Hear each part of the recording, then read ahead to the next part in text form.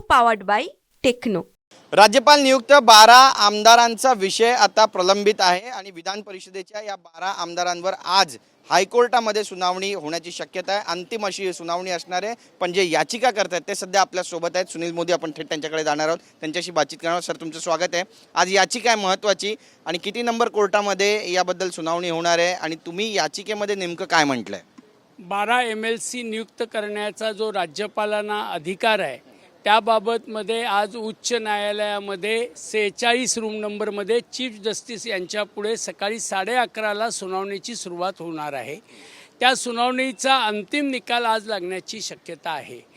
आपल्या सगळ्यांना माहिती आहे की गेली 2 वर्ष ही याचिका प्रलंबित राहिलेली आहे।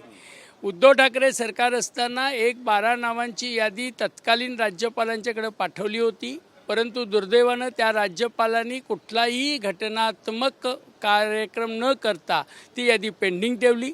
सरकार बदलल्यानंतर एकनाथ शिंदेंच्या पत्रावरून ती यादी परत मागवली गेली आणि ती रिटर्न केली गेली। घटनेतील 177(5) मध्ये तरतूद आहे, जर एखादा निर्णय तुम्हाला परत करायचा असेल तर विथ रिझन केला पाहिजे आणि तो विथ रिझन त्यांनी न केल्यामुळे आम्ही याविरुद्ध सुप्रीम कोर्टात गेलो होतो। सुप्रीम कोर्टात स्टेही मिळाला होता। परत सुप्रीम कोर्टातून आम्हाला हायकोर्टात जायला सांगितलं आणि हायकोर्टामध्ये आता ही याचिका प्रलंबित आहे। घटनेप्रमाणे कार्य राज्यपाल करत नसल्यामुळं कोर्टाला राज्यपालांच्या निर्णयाचं इव्हॅल्युएशन करण्याचा घटनात्मक अधिकार आहे आणि तो अधिकार आज ते वापरून तो निर्णय करतील अशी आमची खात्री आहे आणि बघू दुपारपर्यंत निर्णय काय होतो। तो अंतिम निर्णय आज लागेल असं तुम्हाला वाटतं? काही तोडगा निघेल यावर? नाही, तोडगा काही निघू शकत नाही। याच्यावर अंतिम निर्णय लागायला हवा। समजा जर या निर्णयामध्ये जर काही असेल तर एखादी आणि 2-4 दिवसाची तारीखही पडू शकते, पण मला असं वाटतं की आज अंतिम निर्णय लागायला हरकत नाही।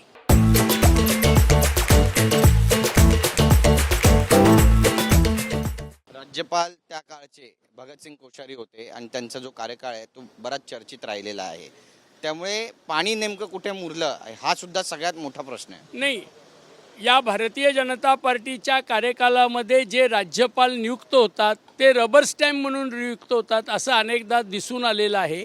राज्यपाल घटनात्मक तरतुदीप्रमाणे काम करत नाही असे अनेक ताशेरे सुप्रीम कोर्ट आणि हायकोर्टामधल्या विविध हायकोर्टामध्ये सुद्धा झालेले आहेत।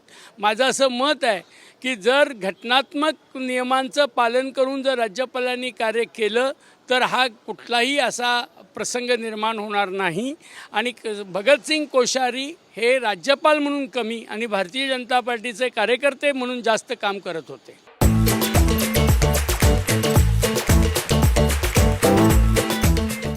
नक्कीच एक महत्त्वाचा प्रश्न आहे। जसं ठाकरेंच्या पक्षाकडून आणि महाविकास आघाडीकडून ही यादी जी आहे ती राज्यपालांकडे पाठवण्यात आली होती, पण त्यांच्या पक्षातून जी नावं गेली म्हणजे चंद्रकांत रघुवंशी असतील किंवा इतर कुणी असतील, आता ते शिंदे गटामध्ये गेलेले आहेत। त्यामुळे जर समजा कोर्टाने या यादीला मान्यता दिली तर मग पुढे कसं होणार?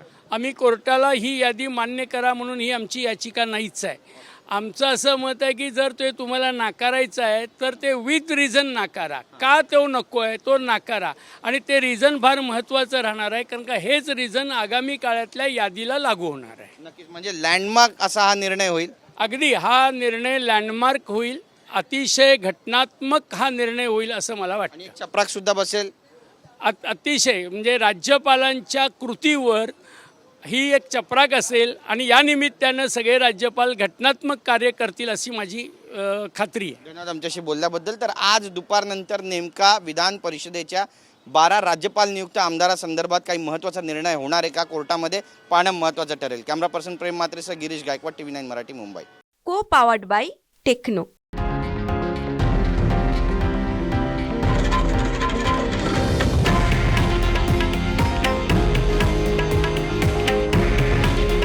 हे आहे देशातील नंबर 1 न्यूज नेटवर्क आणि आपण पाहत आहात TV9 मराठी।